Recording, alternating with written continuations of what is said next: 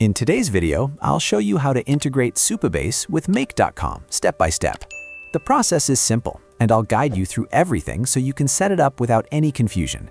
By the end of this tutorial, you'll have a working connection between Supabase and Make.com. First, go to Make.com and log into your account.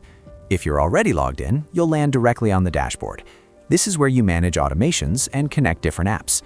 Once you're on the dashboard, look at the top right corner and click Create a Scenario.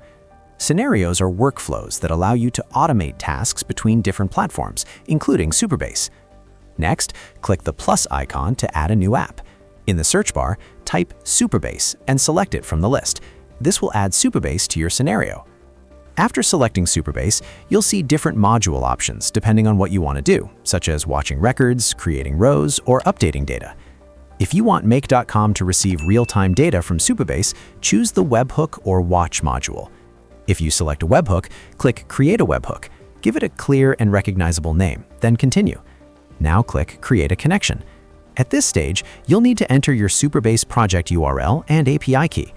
To find these details, open your Supabase dashboard, select your project, go to Settings, API. Copy the project URL and the Anon public API key, or service role key if required.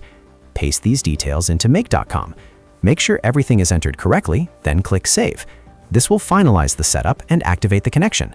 Once connected, you can continue building your automation by adding more modules, such as sending data to Google Sheets, Slack, or another app. And that's it. If this helped you out, please subscribe. It really helps me out as well. Thanks for watching, and I'll see you in the next one.